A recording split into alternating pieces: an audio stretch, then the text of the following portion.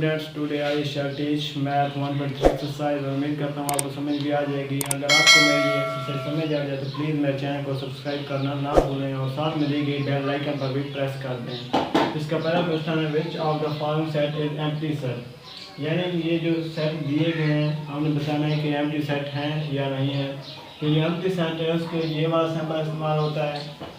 तो चलिए फर्स्ट जो यूज़ करते हैं, set of the whole number less than 1। एक से छोटे होल नंबर है उनका सेट एम्प्टी सेट है या नहीं है। यानी जो होल नंबर होते हैं 0 से स्टार्ट होते हैं, तो एक से जो छोटा है वो है 0, तो ये हमारे पास एम्प्टी सेट नहीं है। तो हम यहाँ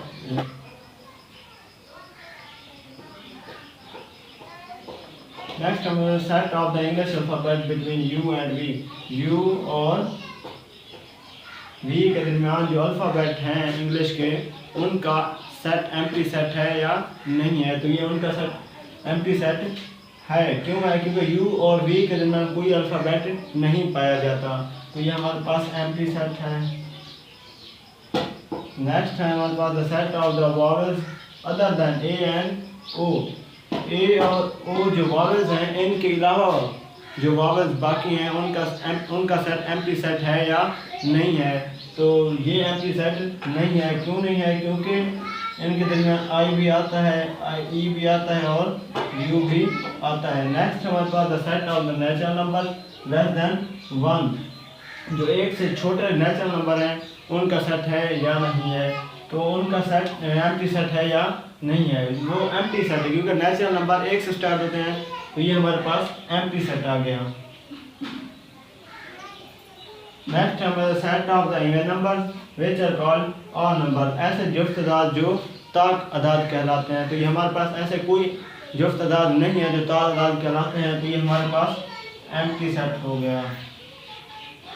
और दो है हमारे पास, separate the finite and infinite set from the following. ये जो सेट दिए गए हैं हमने चेक करना है कि ये सेट फिनाइट हैं या इनफिनाइट हैं। इसकी पहली चीज़ है लेटर्स ऑफ द वर्ड हल्ला गुल्ला। ये हल्ला गुल्ला लफ्ज़ दिया गया है, हमने बताना है कि ये फिनाइट है या इनफिनाइट है। फिनाइट का पता होना चाहिए। फिनाइट मतलब लिमिट, महदूद, यानी इनफिनाइट मतलब अनलिमिटेड, ला महदूद।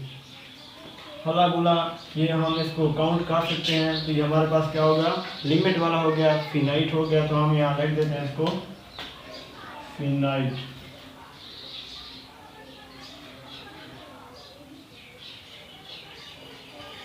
नेक्स्ट है हमारे पास the set of natural number. जो नेचुरल नंबर है वो 1 से स्टार्ट होते हैं, तो हमने उनका बताना है कि ये फिनाइट है या इनफिनाइट है। नेचुरल नंबर है हमारे पास b = 1 2 3 4। हम नहीं पता कि यहाँ तक ख़त्म होते हैं नेचुरल नंबर, तो ये इसका मतलब लिहाजा ये अनलिमिटेड है, तो ये हम कह सकते हैं कि ये इनफिनाइट है। नेक्स्ट हमारे पास c = number of days in a year. एक साल के जो दिन होते हैं वो फिनाइट हैं या इनफिनाइट हैं, तो हम उनको गिन सकते हैं, तो ये हमारे पास फिनाइट हो गया। फिनाइट। नेक्स्ट हमारे पास इस्लामिक मंथ। जो इस्लामिक मंथ हैं वो फिनाइट हैं या इनफिनाइट है, तो वो फिनाइट हैं, हम उनको काउंट कर सकते हैं। जैसे मुहर्रम है, रमज़ान है, शवाल है, शबान है, तो हम उनको काउंट कर सकते हैं। ये हमारे पास हो गया फिनाइट।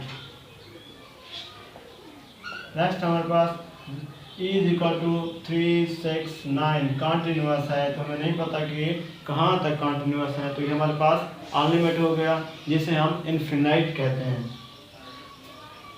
इनफिनाइट। नेक्स्ट हमारे पास f = CFIMORU, तो हम इनको काउंट कर सकते हैं। ये कॉन्टीन्यूअस नहीं है, जैसे हमारे पास ये कॉन्टीन्यूअस थे और नेक्स्ट नंबर में हमारे पास कॉन्टीन्यूअस थे, लेकिन ये हमारे पास कॉन्टीन्यूअस नहीं है, तो हम इसको फिनाइट लिखते हैं। ये हमारे पास फिनाइट हो गया। नेक्स्ट हमारे पास g = 1 or 2 2 or 4 3 or 6। ये कॉन्टीन्यूअस है, ये अनलिमिटेड है, तो हम इनको इनफिनाइट कह सकते हैं।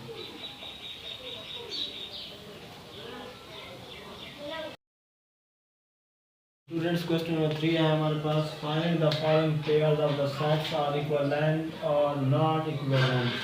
यानी हमें बताने हैं कि जो सेट दिए गए हैं ये इक्विवेलेंट हैं या नॉन इक्विवेलेंट हैं। तो फर्स्ट यानी इक्विवेलेंट यानी बराबर होना, नॉन इक्विवेलेंट बराबर ना होना।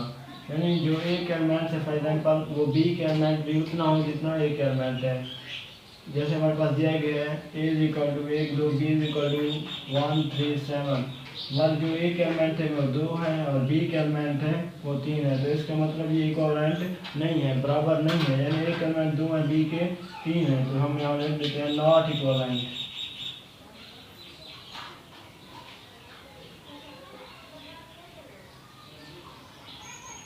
नेक्स्ट है हमारे पास A is equal to A B and B is equal to X Y. हम देखते हैं कि ए की जो एलिमेंट है वो 2 है और जो बी के एलिमेंट है वो भी 2 है। तो ये हमारे पास इक्विवेलेंट हो गया, यानी ए के एलिमेंट भी बराबर है बी के एलिमेंट के।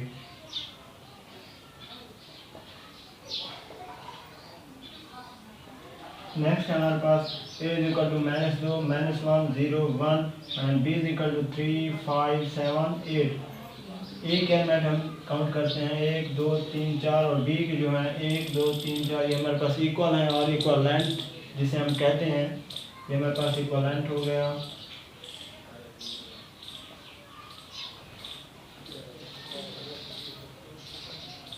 नेक्स्ट है हमारे पास A is equal to 0 1 2 3 4 and B is equal to 1 2 3 4 5।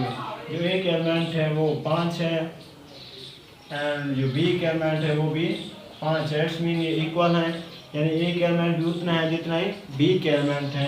तो ये हमारे पास इक्विवेलेंट हो गया।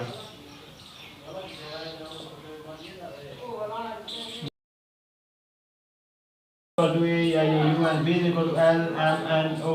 ए के एलिमेंट है वो 5 है और जो बी के एलिमेंट है वो हमारे पास 4 है। तो ये हमारे पास इक्वल नहीं है, जिसे हम नॉट इक्विवेलेंट कहते हैं।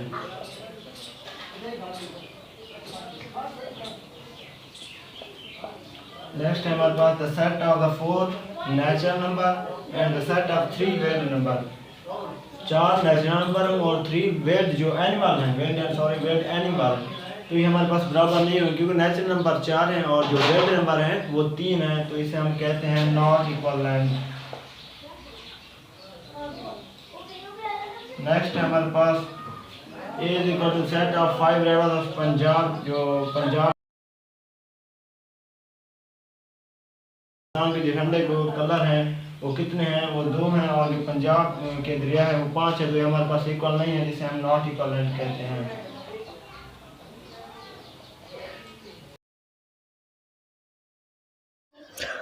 तो स्टूडेंट्स क्वेश्चन नंबर 4 हमारे पास दिया गया है which of the following pair of sets are equal set. ये हमने बताने हैं कि ये पेयर और सेट दिए गए हैं इक्वल सेट हैं या नहीं है। इक्वल सेट से मुराद यानी जो ए के एलिमेंट हैं वो बी के एलिमेंट्स के अंदर भी मौजूद होने चाहिए। जैसे हमारे पास ये है A is equal to A B C D E and B is equal to B E A D C. हम देखते हैं कि यहाँ भी मौजूद है और यहाँ भी मौजूद है, बी यहाँ भी मौजूद है, यहाँ भी है, सी भी है, डी भी है और ई भी है। तो ये हमारे पास ए के एलिमेंट्स बी के एलिमेंट के अंदर मौजूद हैं, तो हम इन्हें इक्वल सेट कह सकते हैं।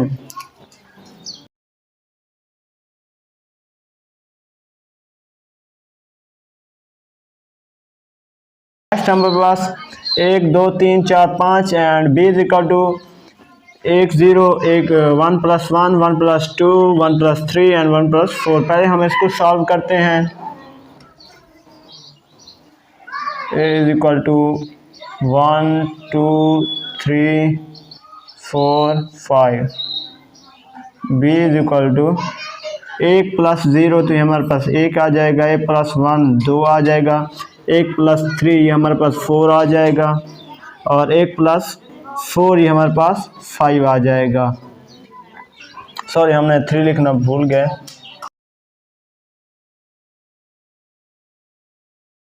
4 और 5। अब हम देखते हैं कि ये एक दूसरे के यानी एक एलिमेंट बी के एलिमेंट के अंदर मौजूद हैं या नहीं है। तो एक यहाँ भी मौजूद है, यहाँ भी मौजूद है, ये सेम है, तो हम इन्हें कह सकते हैं कि ये इक्वल सेट हैं। तो ये हम लिख देते हैं कि ये इक्वल सेट। नेक्स्ट हमारे पास a is equal to 0 1 2 3 4 and b is equal to 6 minus 1 5 minus 1 4 minus 2 3 minus 1 2 minus 2। पहले हम इसको सॉल्व करते हैं। a is equal to 0 1 2 3 and 4 while b is equal to 6 में से 1 गया तो हमारे पास 5 आ गया, 5 में से 1 गया तो हमारे पास 4 आ गया, 4 में से 2 गया तो हमारे पास 2 आ गया, 3 में से 1 गया तो हमारे पास 2 आ गया, 0 आ गया। अब हम देखते हैं कि यहाँ 0 मौजूद है, यहाँ भी मौजूद है, 2 1 यहाँ मौजूद है, 1 यहाँ मौजूद नहीं है। तो हम यहाँ लिख सकते हैं कि ये इक्वल सेट नहीं है, नॉट इक्वल सेट है, नॉट इक्वल सेट। नेक्स्ट है हमारे पास is equal to set of even numbers less than 9, 9 से जो छोटे इवन नंबर हैं हमने उनको लिखना है। While b is equal to 0 2 4 6 8। पहले हम इसको सॉल्व करते हैं। a is equal to even number 9 से छोटे कौन से हैं, ये हमारे पास हैं 2 4 6 और 8 and b is equal to 0 2 4 6 8 0 2 4 6 8 and b is equal to 0 2 4 6 8। तो यहाँ 0 मौजूद है, यहाँ 0 मौजूद नहीं है, बाकी सब कुछ सेम है, तो हम इसको नॉट इक्वल सेट कह सकते हैं, not equal set. If A is equal to A, B, C and B is equal to B, C, D, C is equal to C, D and D is equal to A, B, C, D। हमने बताना है कि ये true है या false है। तो हमारे पास फर्स्ट जो है ए प्रॉपर सबसेट है बी का, ये जो अलामत है ये प्रॉपर सबसेट की। प्रॉपर सबसेट यानी प्रॉपर सबसेट से मुराद है ये जो ए के एलिमेंट है वो बी के एलिमेंट के अंदर मौजूद होना ज़रूरी है, तब हमारी स्टेटमेंट ट्रू होगी, वरना ट्रू नहीं होगी। तो हमारे पास जो ए है, ए के एलिमेंट है ए बी सी, वाइल जो बी है बी के एलिमेंट है बी सी डी। यहाँ ए बी सी और यहाँ है बी सी डी, ए के अंदर है ए बी सी और यहाँ ए मौजूद नहीं है, तो लिहाजा ये हमारे पास फॉल्स है। नेक्स्ट हमारे पास बी प्रॉपर सेट है, प्रॉपर सबसेट है डी के। बी के जो एलिमेंट है B C D and D के जो एलिमेंट है ए बी सी यहाँ मौजूद है, यहाँ भी मौजूद है, सी यहाँ मौजूद है, यहाँ भी है और डी यहाँ मौजूद है, यहाँ पे हमने इस ए को कुछ नहीं करना है, क्योंकि हमें बताना है कि जो बी के एलिमेंट वो डी के अंदर मौजूद है या नहीं है। तो हमारे पास ट्रू स्टेटमेंट हो गई। नेक्स्ट हमारे पास सी प्रॉपर सबसेट है डी के। सी के एलिमेंट है सी डी ई और डी के एलिमेंट है ए बी सी डी। यहाँ ई मौजूद है और यहाँ मौजूद नहीं है, तो ये हमारे पास फॉल्स हो गई। नेक्स्ट हमारे पास ए प्रॉपर सबसेट है डी का। ए के जो एलिमेंट है ए बी सी और जो डी के एलिमेंट है ए बी सी और डी। तो यहाँ ए बी सी ए के एलिमेंट हैं और यहाँ भी मौजूद हैं, तो इसलिए हमारे पास ट्रू हो गई है। नेक्स्ट हमारे पास पी प्रॉपर सबसेट है सी का। बी हमारे पास है बी सी डी और सी हमारे पास सी डी ई। तो ये हमारे पास बी मौजूद नहीं है सी के एलिमेंट्स में, तो ये हमारे पास फॉल्स हो गई। नेक्स्ट हमारा सी प्रॉपर सबसेट है ए का। सी के जो एलिमेंट है सी डी ई और जो ए के एलिमेंट है ए बी सी।